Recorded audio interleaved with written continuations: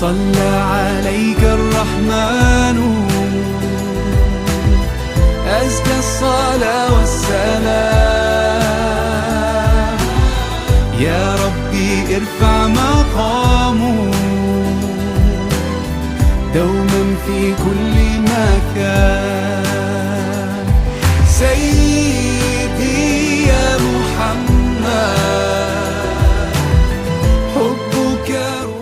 Assalamualaikum warahmatullahi wabarakatuh. Alhamdulillahi rabbil alamin hamdan syakirin hamdan na'imin hamdan yuwafi ni'amahu wa yukafi'u mazidah ya rabbana lakal hamdu kama yanbaghi li jalali wajhikal karim wa 'azimi sultanik.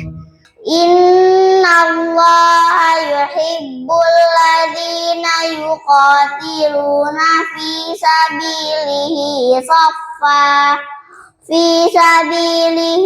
saffan ka'annahum bunyanun marsus. Tumbuhkan cinta Quran dari rumah untuk membentuk generasi Qurani. Jadi memang itu tujuan dari parenting atau tema dari parenting pada pagi hari ini adalah lebih kepada bagaimana caranya memotivasi anak, bagaimana caranya atau trik-triknya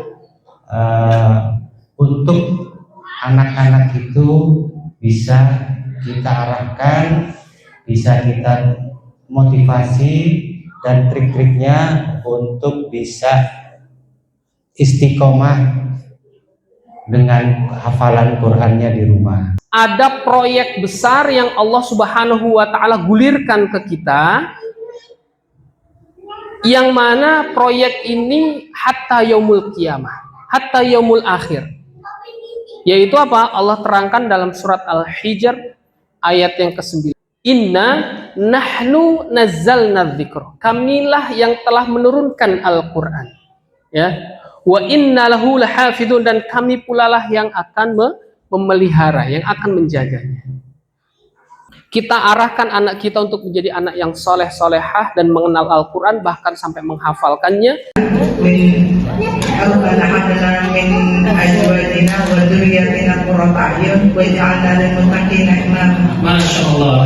Anak kami qurrata a'yun, sebagai penyejuk mata hati kami, sebagai penyenang mata kami, ya. Dan insya Allah bonusnya nanti kalau memang kita sudah dipenuhi tumbuh dengan cinta, bonusnya mudah-mudahan insya Allah waja'alna lil muttaqina imama. Insya Allah kita berniat, kita pengen anak-anak kita nanti bisa menjadi pemimpin, tentunya pemimpin bagi orang-orang yang beriman, insya Allah. Perhiasan dunia, ya. Anak kita tanpa kita sadari itu harta yang paling indah. Zinatun hayatud dunya, al-mal wal banun wa zinatul hayatid dunya. Anak, harta kita dan anak kita kedudukannya itu hampir sama seperti harta, ya. Wal baqiyatus shalihat, ya. Akan tetapi amalan-amalan yang kekal, yaitu amalan soleh, ya, khairun 'inda rabbika, lebih baik di sisi Rabbmu, lebih baik di sisi Allah Subhanahu wa Ta'ala, ya. Wa'lamu, ketahuilah, annama amwalukum wa auladukum, ketahuilah bahwasanya sesungguhnya anakmu dan hartamu dan anakmu fitnah, bisa menjadi ujian buat kalian, ya. Wa annallaha 'indahu ajrun 'azim, dan sesungguhnya di sisi Allah Subhanahu wa Ta'ala itu ada pahala yang besar. Kalau kita bisa bersabar dengan kondisi anak kita, dengan segala keaktifannya, dengan segala karakternya, kita bisa bersabar, maka insya Allah indahu ajrun 'azim. Di sisi Allah Subhanahu wa Ta'ala ada pahala yang besar, ada pahala yang insya Allah bisa menanti kita, insya Allah. Wahai orang-orang yang beriman, hati-hati, sesungguhnya dari istri-istrimu, kemudian anak-anakmu itu bisa menjadi musuhmu. Fahdharuhum, ya. Fahdharuhum, berhati-hatilah kepada mereka, wa in ta'fu wa tasfahu wa taghfiru. Maafkanlah mereka, ya. Kemudian apa? Wa tasfahu. Apa? Jangan marahi mereka, jangan mudah marah. Wa taghfiru, dan ampunilah semua kesalahan-kesalahan mereka. Jangan mudah untuk memarahi, tapi maafkanlah, ya, ampunilah, sampaikan dengan lemah lembut, gitu ya. Kemudian fa innallaha ghafurur rahim. Sesungguhnya Allah Subhanahu wa taala Maha Pengampun lagi Maha Penyayang. Anak itu adalah titipan dari Allah Subhanahu wa taala. Anak kita bukan milik kita, tapi anak kita adalah titipan dari Allah Subhanahu wa taala. Jagalah dirimu dan keluargamu dari api neraka. Sudah ada yang paham? Paham ya? Oke, kalau yang paham tutup bukunya, saya minta untuk disebutkan. Anak sebagai kurota ayun. Yang kedua, anak sebagai perhiasan dunia. Yang ketiga, anak sebagai cobaan. Yang keempat, anak sebagai musuh. Yang kelima, amanah. Saya paham dengan kita harus tahu dulu apa keutamaan, apa fadilahnya kok kita harus dekat dengan Al-Quran. Maka insya Allah kalau kita faham, kita tahu keutamaannya, kita dekat dengan Al-Quran, maka perjalanan demi perjalanan, ya, ujian demi ujian yang nanti insya Allah akan dilalui sama Bapak Ibu sekalian, mudah-mudahan walan tas'ur bimurah, mudah-mudahan tidak akan terasa berat. Orang-orang yang begitu beruntung bisa menjadi bagian dari keluarganya Allah Subhanahu wa taala. Qala Rasulullah SAW menjawab, hum ahlullah, hum ahlul Quran. Mereka adalah para ahlul Quran. Mereka lah orang-orang yang senantiasa dekat dengan Al-Quran. Ahlullahu wa khassatuhu.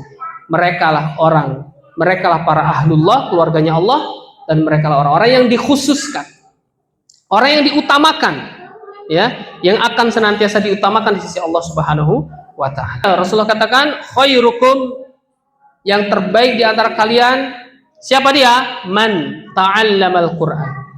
Orang-orang yang senantiasa belajar Al-Quran, dekat dengan Al-Quran, ya. Wa 'allamahu, setelah itu dia mengajarkannya atau mengamalkannya.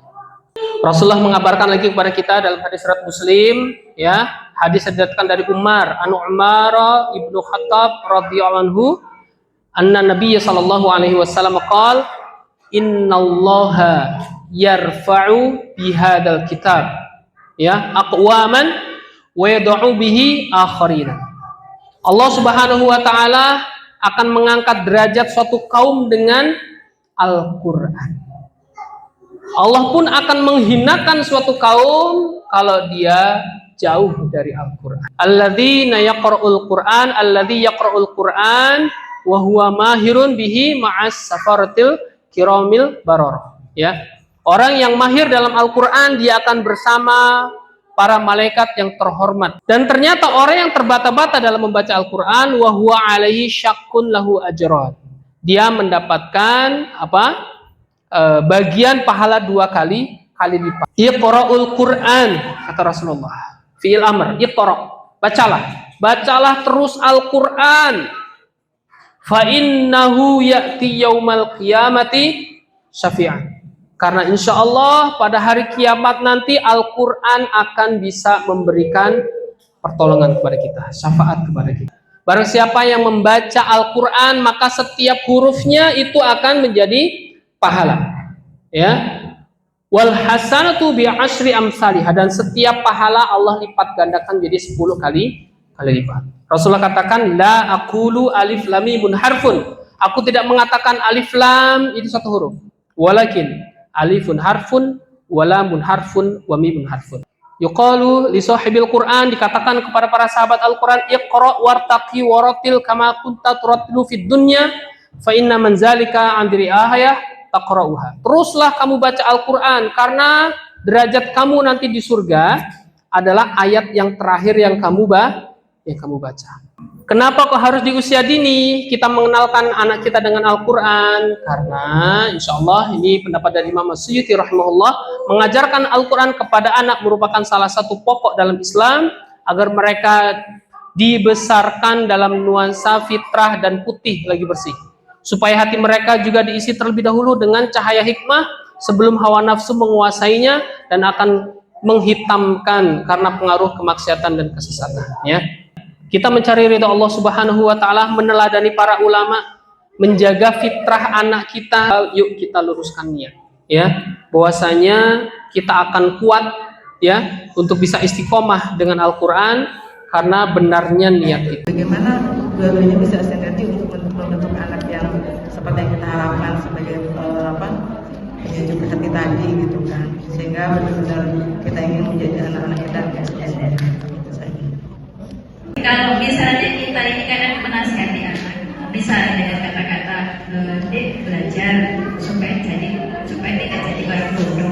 Nah, ini apakah menjadi suatu doa padahal sebenarnya adalah bentuk daripada nasihat. Seperti untuk bisa menyatukan persepsi, ya memang harus sering-sering komunikasi dan dibarengi dengan doa. Tegas boleh, tapi yang penting ketegasannya tidak dibarengi dengan kemarahan. Tetap prinsip kita la taghdab walakal jannah.